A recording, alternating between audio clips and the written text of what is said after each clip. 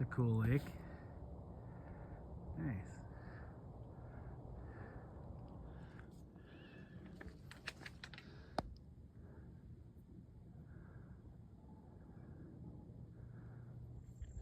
This is called the Tinker Cliffs. We're up over, looking over this ridge and down into this neighborhood. It's pretty cool. Rural Virginia.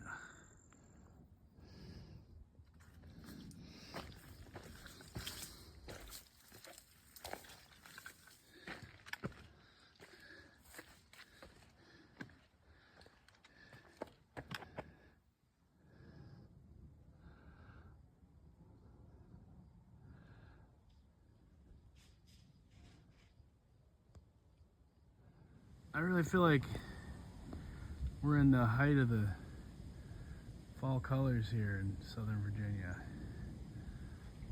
I hope it's nice going south. What a beautiful scene.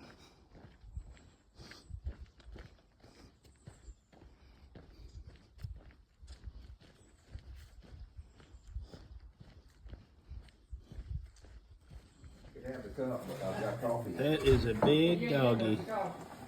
Look how big this dog is compared to Ratatouille. Big dog. So we stayed at the Four Pines Hostel and they offered the slack package. Show us the slack pack. So what they did was they let us keep all our stuff on our bunks, and then we took these little packs and put just our lunch in there. So now we're doing, how many miles are we doing? Like 9 or 8. We're doing like 8 miles, and we're going over the Dragon's Tooth, which is a pretty tough spot. Because all of us are kind of hurting, because my foot hurts, and my Achilles tendon hurts, and Ratatouille's hip hurts. And I had a cold. And he has a cold, he's like hacking and coughing and drooling. And I don't think Margot's hurting, is she? No, I think she's fine. Well, Margot did like 24s back to back. Yeah. So yeah. So this is us slack packing, so makes for kind of a fun, easy day. It's a really nice hostel. I'll have to make some footage of the hostel. Yeah. It's really lots of animals and good home cooking. It's nice. This is a way better video. Look at this, you guys. Here's my hiking buddies. Hey. Whoa, close up. Here we go. Look at this countryside. Can't beat Southern Virginia. This is the Dragon's Tooth.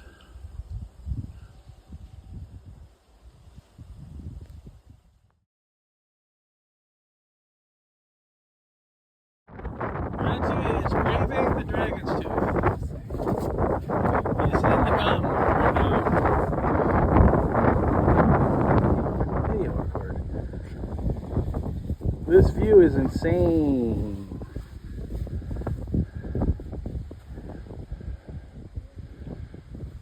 Look at this.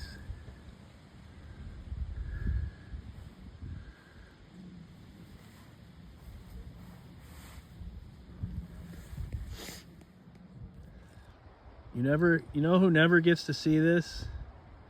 Nobos. We are in the height of leaf season in Southern Virginia.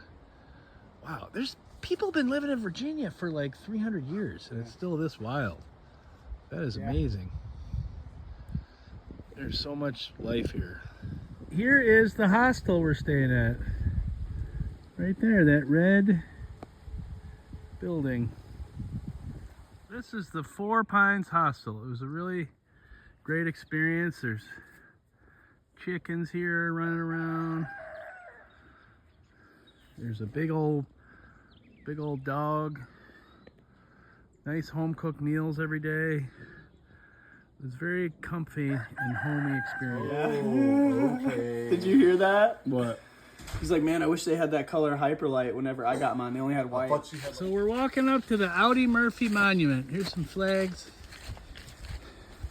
He was a veteran in World War II and his plane crashed, I think back in the 50s, up in these mountains, and they made a monument. And people Leave a lot of mementos here.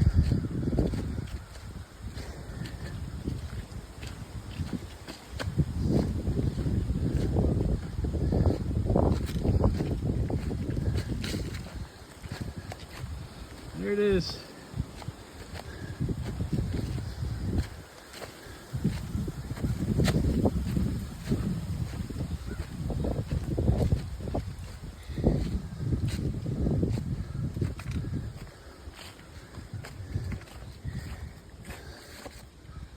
A lot of mementos.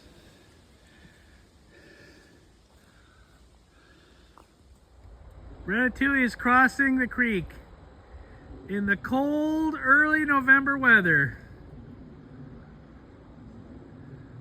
And here comes Margot. They braved it. How do you feel, guys? Refreshed. You feel refreshed? Refreshing and minty. I didn't know you could make those kind of noises. I didn't.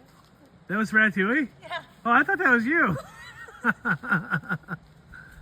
How are you doing, Ratatouille? It's good, man. It's a bit nipply. A bit nipply? Bit nipply. Yeah, it's nipply. It's still full of water. It's like almost November. Yeah. Side hilling on rock slabs when it's wet is my least favorite type of trail. It's hard not to get slightly annoyed at the people that put the trail in when they said, yay, let's put the trail in along sideways slanting sheer rock slabs. That won't be slippery and annoying.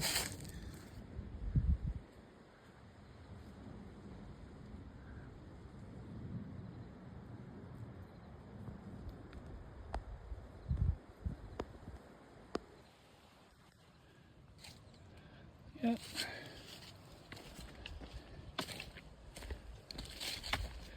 So I don't slip.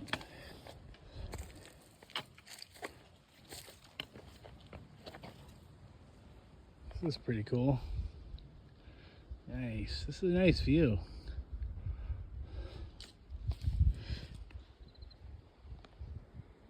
That's some serious mountains right there.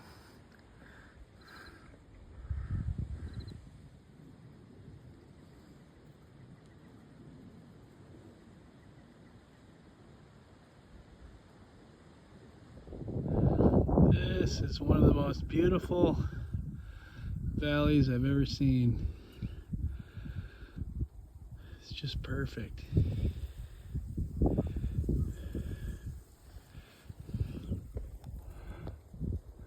at that.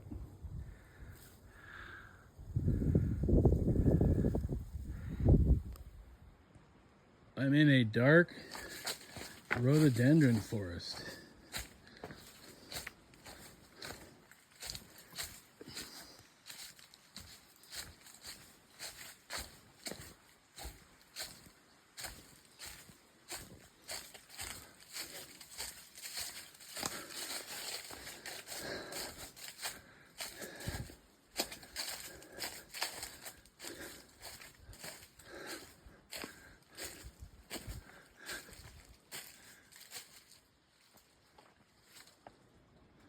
I don't know where the trail is.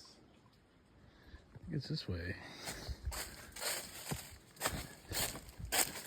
And I think it's this way. Might not be.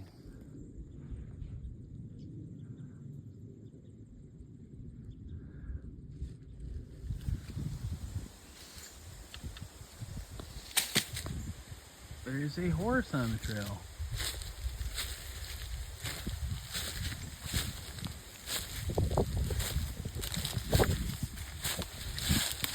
There's more than one horse. Good looking horse. And there's the other horse.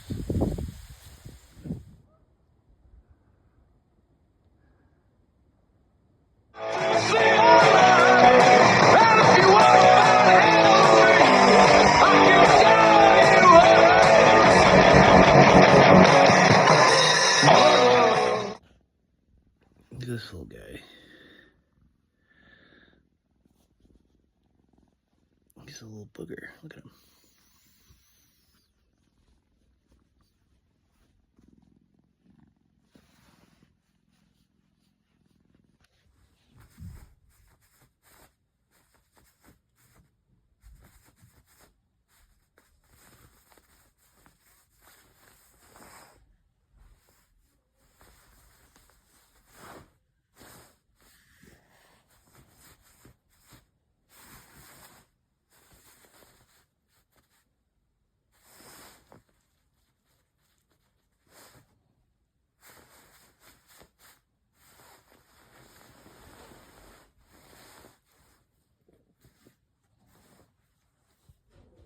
It was hard to leave this cozy hostel, but I made the bed. Here's my digs I had. Now there's my dirty linen I have to throw away. Here's somebody's dirty linen.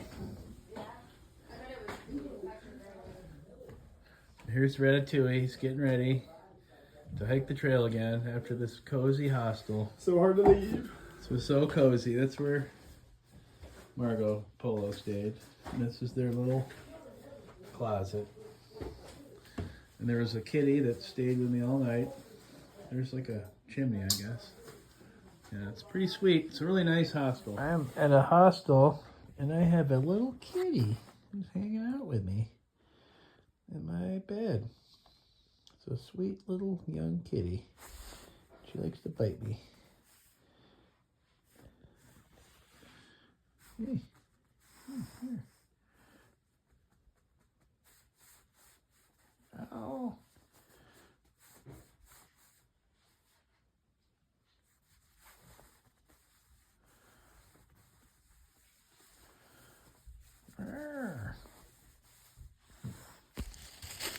So I'm about 2.5 miles from camp and the sun's going down. So that means I'm gonna have to put on my headlamp and hike in the dark probably. Because now that we're in daylight savings, it gets dark at 5:30. And it's like almost 5 o'clock. And I got about an hour and a half more of hiking to do. So let's see how it goes. For the record, this is my least favorite part of the trail, walking uphill on a road with no shoulder for just seemingly no reason. I have heard that in the 70s, before the trail was as established as it is now, it used to involve a lot more road walking. And actually, newer, less established trails, you know, national scenic trails like the PNT, the CDT, involve road walking because the people that are administrating the trail haven't got enough required permissions from landowners and governments to put the trail in the woods. But it's just hard on your feet. It's a lot easier to walk on dirt than it is to road walk. And it's a lot of times when they put the trail on a road like this with no shoulder, it's not that safe because cars go by and you have no place to go except jump off the trail. So, I don't know, I would encourage them to reroute this, but I'm just mostly kind of belly aching right now.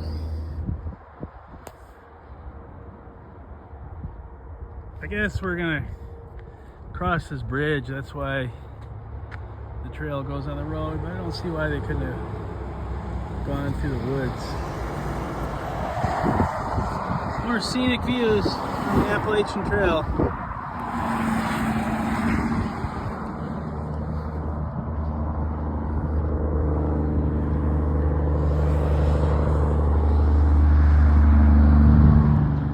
So I'm trying to be thankful, not just bellyache, as I walk up a steep hill on a road. So I need to think about what I'm thankful for.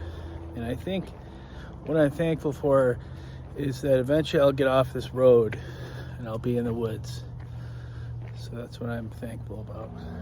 I'm also thankful that there's a blue sky today and that you can see beautiful woods from this dumb road I'm on. And I'm also thankful that there's a little bit of a shoulder on this part of the road. It also is a blue sky and it's pretty sunny. But one observation I will make is that once you get in the south, you enter a world where nobody understands the concept of a pedestrian. There's no sidewalks.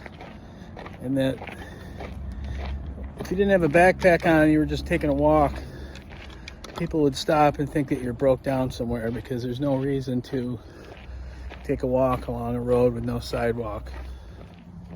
So now I'm finally entering the woods again, and I'm glad that I didn't just completely bellyache the whole way. that I remembered what to be thankful for.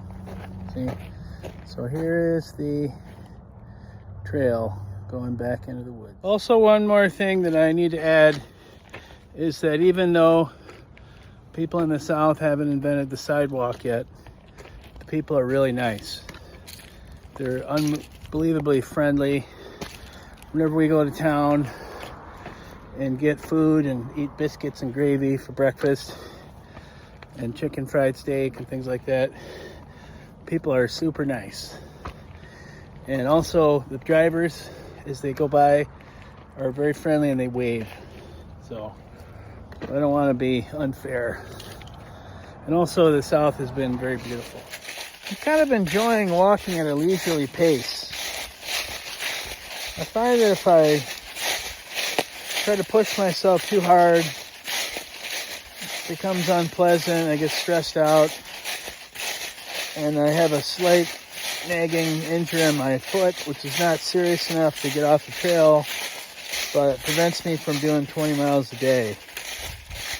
And if I just take it easy a little bit, my foot doesn't hurt as much, and I kind of enjoy it more. You know, I think when I was a little younger, part of the challenge was like an athletic challenge of doing big miles every day. But it's all a matter of scale. I mean, there's always somebody faster than you.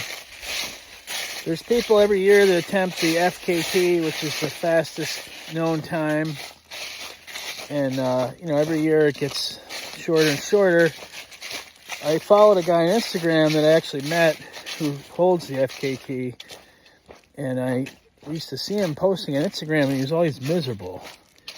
You know, so it was a tough challenge that he met, but it was just tons of suffering. So I never was even close to that type of record, but I used to do, you know, quite a few 20-mile days in 2016 when I did the southern half of the trail. And if I didn't have this injury, I'd feel way more tempted to push myself to do it. But this injury has kind of given me time to reflect and kind of enjoy nature and be in the moment and getting some insights about my life after the trail. So I hope my friends can keep hiking with me. They might be a little faster than me now. You know, Ratatouille has some nagging injuries too, but maybe he'll overcome them. Margot's pretty tough and steady, so it'd be nice if I can keep hiking with them, but they may end up ahead of me, and I'm just gonna have to deal with that. But I can't really push myself beyond what I can do. You know, I think for me, 15 miles a day seems to be the sweet spot, and when I push it to closer to 20, it doesn't seem sustainable at this point. So that's just an insight that I gained. But also an insight I gained is that, you know, I kind of gave up on my artistic career, which I don't know if I really gave up on it. Might have been just taking a break. But I've kind of put off art and writing, and I feel like I'm going to get back into it. And I don't really know, you know, how much of a success I'll be able to make of it. But that's not the main point. The main point is it's part of who I am and what I need to do to make a contribution to the world. So that was a good insight I had. And I think if I'd been rushing and stressed out all day, I wouldn't have had that insight.